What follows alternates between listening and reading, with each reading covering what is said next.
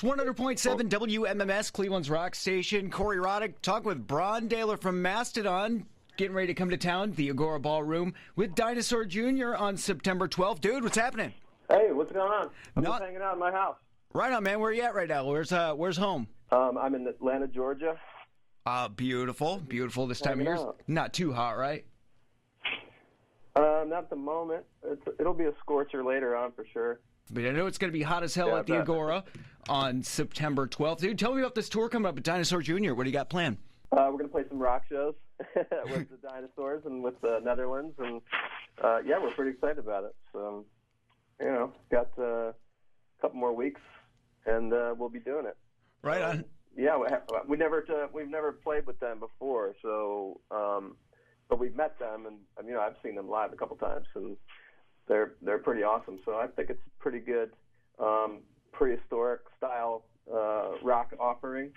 All right, so let's talk about the band, your drums, your vocals, and God, you guys have been at it for quite some time. I remember getting you guys way back in the day. What do you find different now as opposed to when the band first started up? I mean, I'm sure the venues have gotten bigger and things have come along like that. But what's the one thing that you've learned along the way that just blew your mind?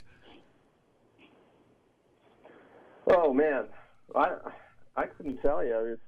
It all seems the same to me because it grows in very small increments. It's like when you live with someone and every single day you see them, you don't realize if they've lost weight or gained weight or anything. So it's hard to really say. We kind of just try to approach it the same way, just because that's just who we are. Nothing's really changed over the years to our approach.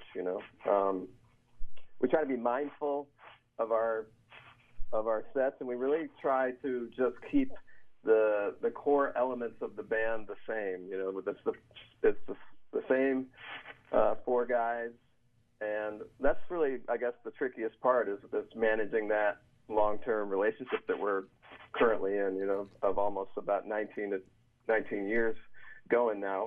And I guess the main thing that you learn on the tour bus is when to go to bed. When you see that someone's about to turn into a werewolf, you want to get into your bunk before that happens and not be awake for the werewolf. I see. Now that's the other thing, is you mentioned the tour bus. You guys aren't going the Motley Crue route where you guys all each have your own buses or anything like that? I mean, like, how hairy does it get when being in the same band and being around the same people? How do you normally keep the peace other than getting in your bunk? I mean, because we can't always go running into bed. Yeah. Well, luckily, we haven't gone the route of a lot of the bands out there today that have separate buses and maybe don't really get along, and it's just a cash grab when they go out there on tour. That's unfortunate. You know what I mean? I don't really know. We're luckily not there yet. We still love each other and value each other's friendship and musicianship, and so that's where we're at. I can't speak to anyone else's experience. But I think ego is a big part of it. Obviously, you got there's not really a match for the male ego, and it gets in the way of a lot of things, and jealousy gets in the way. That's part of the ego, So you just got to check yourself on all those levels and just be. I think we split everything 4 ways, and no matter what. So I think that helps, and patience, and communication, all the pat phrases and typical things that you're going to hear from any therapist if you go to like marriage counseling also are applicable towards a 4-way relationship of being in a band where we have to be professional with each other, but we're first and foremost really good friends, and when that dries up, or if that suddenly goes away somehow, then I don't think I really want to be out here doing that, so but I guess we'll see. But almost 20 years in, we're still going strong and still have a great deal of respect and love for one another. So that's the secret. And see, that outlasts, your tenure with the band and the band's existence has lasted a lot longer than most of the marriages I've ever heard of anyway. So I think you're on to something there. Keep up the good work. Yeah. So let's talk about your influences, who you got into when you were getting into this, and how that plays into what you do on stage and in the studio. My influences are pretty vast, I guess, but I'd say when I was a kid, when my mom was in a band when I was a kid, and they practiced in the basement, and they used to do like rock covers, the popular rock covers of the day. So a lot of Boston, Cheap Trick, David Bowie, Genesis, Judas Priest, Scorpions, all that stuff. They were a cover band. They played like every weekend, and they'd do like 4 hours worth of material. So there's a lot of characters hanging around my house as well. Handlebar mustaches and fringe jackets. That's any awesome. Given night kind of look like any given night at my house looked kind of like a casting call for Boogie Nights or something. Yeah, so it was good times. Party, rock and roll at my house when I was a kid, and I had fake leather pants and a Judas Priest T-shirt and long blonde hair, and wanted to fit right in with everybody. So I'd say early on it was Priest and Maiden and Sabbath and all that stuff in 1980, 81, 82, 83 up in there, and then I naturally moved on to Metallica and Slayer, and then I think around 1990 or so I kind of flipped the switch and got more into like Mr. Bungle and Bill Laswell and Buckethead and some of the weirder stuff, Primus and all that cool grungy stuff that was going on back then, Alice in Chains, and so all that stuff plays a part in my musical upbringing, and then as a musician,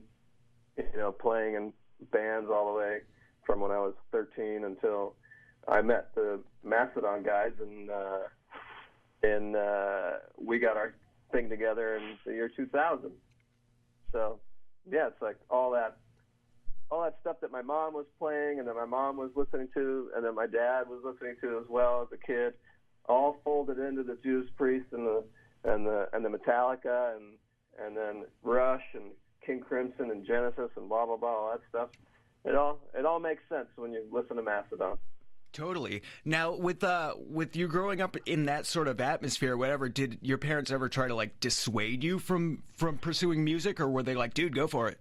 No, they never dissuaded. No, they were at every show that they could come to, and my grandparents played music as well, and my grandmother played bass and sang in a jazz group, and my grandfather was a guitarist, and my uncle played the drums. And so for me and my family, wasn't really a question of, are you going to play music? It's like, just which instrument are you going to play, So I gravitated towards the drums. I started playing when I was about 3 years old, and I really just always played them and always had a kit around. And my mom was super cool,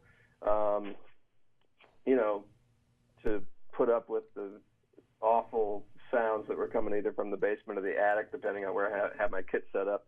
But my house was the flop house. Everybody came over, and when I was an early teen, and would come over with their amps and stuff and set up, and we'd jam god awful versions of Metallica songs, and that's how we all cut our teeth. See, you shot too high. I realized I had no musical ability, but I really wanted to be a rock star when I was young, so that's why I was glad there were bass players like Nikki Sixx and Bobby from Poison, just kind of ride E, ride A, look pretty, pucker, repeat. Yeah. Because now my 9-year-old, he's just now getting into music hardcore, and I got him a drum set and all that, and I'm thinking to myself, wow, do I really want to do this to this guy? He, I know going through my experience of playing and whatever, I saw things I probably shouldn't. But you did mention Buckethead. What'd you think about him and Guns N' Roses? And this is just me being a rock geek right now. Did you think that was a good match, or no? Not necessarily. I like my Guns N' Roses pure, as pure as it can get, So it's like I like the guitar to have a top hat and the cigarette dangling. I don't know, I don't know. Yeah, I like Guns N' Roses. I can fully back the Guns N' Roses that is happening right now. I went and saw them at the Dome here in Georgia, and it was pretty awesome. Axl was on point. Everybody was rocking. It was great, That was an awesome show, dude, and just me waiting my whole life to see the legend. You know what I mean? It was pretty rad. I did find myself though. I mean, I'm hardcore about it. They play for a long friggin' time. How long do you guys normally? How long will you be on stage? Is this a co-headlining deal, or are you headlining and Dinosaur Jr.'s along? We're headlining. Nice. So I'm not sure how long our set's going to be. I don't like to play for more than 2 hours. I think that for me personally, that's like, I don't care who it is. Like they could resurrect, you know, my favorite band, and I don't think I'd want to see more than 2 hours. You know, I'd be like, okay, let's wrap it up. Yeah, that's kind of what I was getting at with like the whole wanting to see that band and many other bands like that for so long, and then you'll get the ones that'll come out, do, you know, an hour, and you never see them again for 3 years. But then you get Guns N' Roses, they're like, you waited this long, we're going to give you 4 hours. Meanwhile, you know, it's a school night or, you know, a work night or whatever, and, you know, you got your wife crying, oh, I'm bored, and all that. Wow, we're taking it there, aren't we? But holy crap, yeah. I'm just trying to think. What's the biggest show you've played at this point? I don't know. Probably somewhere in the 100 to 150,000 people. You know, we did like Rock in Rio and some of those big festivals. It just goes on as far as you can see. You know, so it's hard to. It's a whole other animal. Those things. They're pretty wild. Gotcha. We're talking to Braun from Mastodon, and I guess, can you describe the feeling of going out to just annihilate 150,000 people? What's that like in your mind and in your head? Well, for me, it's the same, you know, as playing in a small club or anything like that. There's a little added pressure, but the excitement of the event really does add something to your show. That's completely killer. We know it's going to be a kick-ass night. September 12th at the Agora. We got Mastodon, Dinosaur Jr., Netherlands, and more. Now, I know you've been to Cleveland many, many times. Do any of those shows stick out in your head? Oh, yeah. Some of the early, like, Grog Shop shows, you know. Oh, what a cool venue. Euclid Tavern shows. You know, we'd always play there with Keel Hall and our good buddies, the Keel Hall guys, and our friend Karen. We would always stay at our friend Karen's house, and just, yeah, we have some very strong ties to Cleveland, and some very close friends there, you know, especially the Keel Hall guys, and we just, you know, it was one of the places when we came there early on. We got along with everybody, and we had some really great shows, and so it was always on our list. You know, we always looked forward to it because we knew we were going to see our close friends, and so it was always a little bit more exciting to get to Cleveland.